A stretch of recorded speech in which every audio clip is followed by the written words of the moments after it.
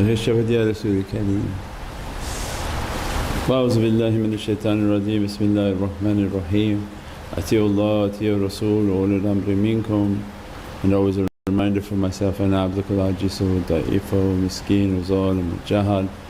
But for the grace of Allah that we're still in existence, and on the celebration of the Urs of Mawlana Sultan al-Awliya Mawlana Sharafuddin Daghestani Qaddasallahu Siru, and the great Sultan al-Awliyas of the golden chain, that their lives are reminders for us of this path and a life of continuous imtihan and testing.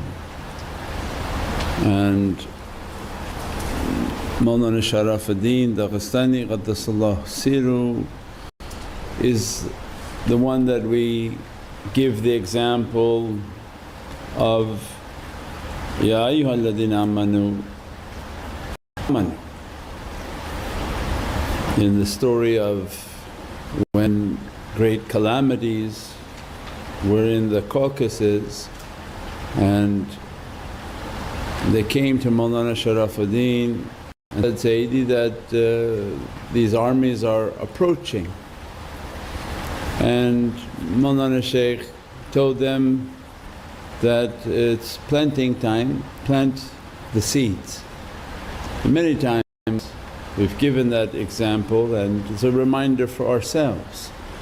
We think of these qissa, these stories and these examples and we don't see the similitude in our lives. And dangers and difficulties seem far away for many people. Some unfortunately are right in the middle of difficulties, and dangers and difficulties seem far away. And when they came to the shaykh with this fear and anxiety of what was coming, and the order was, continue planting. And at that time those whom had fear and panic ran.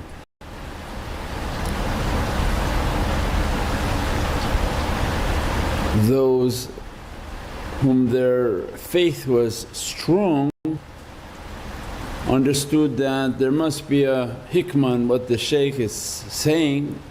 As a result, we won't pay attention to what's happening around and we listen, because this is the path of we hear and we obey. And we said that this is an immense door upon the heart of realities and virtually impossible to achieve. That in our lives to hear and listen to the guidance, and in every aspect is guidance. And every talk, every association, every understanding of the path is based on that reality. The perfection of that reality is the perfection of faith. And we described with different examples that for this light and energy to enter into the soul, the door is the ear.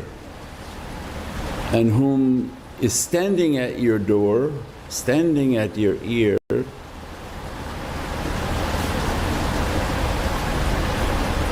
is going to determine the level of faith. If the nafs and shaitan stand at the ears, then every type of difficulty and testing comes in every way. If Allah wants a result, there's no way to postpone that result. If He wants the ears of a servant to be open so that the lights of guidance and ihtiba, the way of submission, because we can't submit to Allah. That's the fallacy in these other people's teachings. That's very big. When we humble ourselves, La ilaha anta subhanaka inni kuntu minal dhalimin. Glory be to you, Ya Rabbi, I'm an oppressor to myself. There's no way you're submitting to Allah. Izzati wa jalalihi. So they give to us, then follow Prophet and know that you can't even follow those sunnahs. And then as a mercy Allah sends the rope of wa ulul amri minkum, and the ulul amr, at least follow them. In your life try to listen to them, take the guidance and then practice listening, so that one day when that listening is achieved, then we begin to hear the inspirations of the soul from Prophet, because that's the listening that you ignore. When you practice with the ulul amr, we listen, no, don't. Follow the teaching, no. And we keep battling with them. It's a mercy from Allah, because if you were to disobey Allah, that's not going to happen. If you were to disobey Prophet, that can't happen, because that's the life of samina wa atana. So as Allah's rahmah and mercy is, I put you in training with these ulul amr, and you come across them in your life and you call them your shaykh and guide. You can't take 3, 4, because then you don't know which course you're in. What series of testings are you supposed to be listening to? Some may even contradict others. And we've given examples before. They go to one shaykh who's their shaykh, gives guidance, they don't listen to that. They go to another shaykh and the guidance is even more difficult, they don't listen to that. Then they used to go all the way to the boss, Sultan al-Awliya, and that was impossible to follow. He would say like, leave everything, pack your bags, go back to Pakistan. When the guidance from the local shaykh was much easier. Move closer to the center, do like this, do like that. They didn't listen, didn't want. All the way to when they got to Sultan al-Awliya, says, matter of fact, what are you doing here? Pack up, go to Pakistan. And that was not going to be achievable at all. Now you're in a big difficulty, because you went to the head office and all along you didn't listen, and you go to the head office and don't listen, it's a big mark against. And every difficulty comes to the servant to recalibrate where you didn't listen. So Allah will get what Allah wants, there is no escaping Divine will. When Allah wants the servant to achieve submission, that's Islam, is I submit my will, the will of the Divine is taslim. They talk about Islam is peace, but ridiculous, that has nothing to do. Islam is surrender, and everything's an oxymoron, that there is no peace until you fought yourself. You don't just sit by a bush and feel, I'm at peace.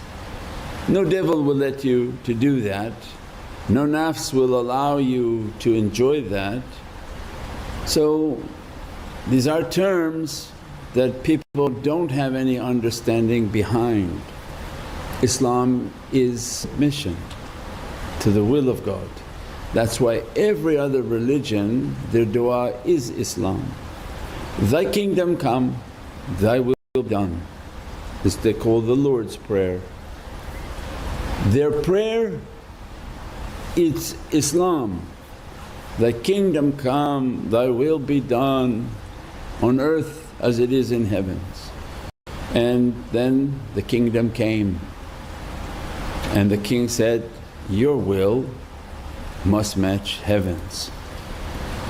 And the religion is called Islam, means submission to the kingdom that's run by a king. And our life was to submit our will to the will of the Divine. Allah's rahmah is that everybody is accountable to their submission and they will be asked. And that's why we said in Qur'an, Allah asked, Alastu bi rabbikum qalu bala. There was a dialogue that everything was given to us, these are the things that you would do on your short visit to the earth because you are eternally from paradise. We are not earthly people. And we promise to achieve. We come to the earth and the promise is completely veiled. Blessings upon those whom they're born into religious families, pious, good religious families, not bad religious families. They have even a worse time to get out of the calamities if their madhabs are bad. But those whom the descendants were pious, then big barakah and blessing for them because you're closer to what you were promising and your families will guide you towards you were promising because they're probably all in tariqas. But those that weren't like that, the promise still stands. We were supposed to achieve a reality, that reality's coordinates cannot come to us until the ears open. And the ears open not to Allah. But they say, I'm not going to open anything until one day I say, Allahu Akbar and I hear the Divine talking to me. That means you lost your mind, you're completely insane. You could talk to Allah all you want but when Allah talks to you, you're crazy. That's why all crazy people think they're talking to somebody. Think it's something so easy, oh God talks to me, I talk to God. You're talking to your nafs and most likely shaitan who's next to you whispering.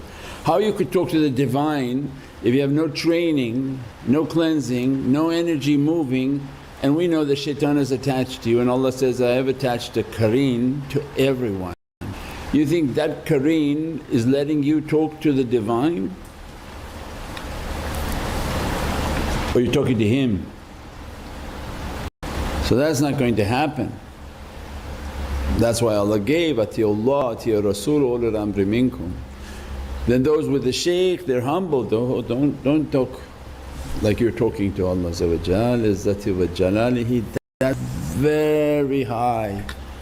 Come with a humble approach and say that, I want to be a servant of Sayyidina Muhammad in his Divinely court. If he allows me entrance into that court, I don't want to be in the field, I want to be in the Divinely court of Prophet. That Divinely court then are the tariqas whom training souls to reach these realities.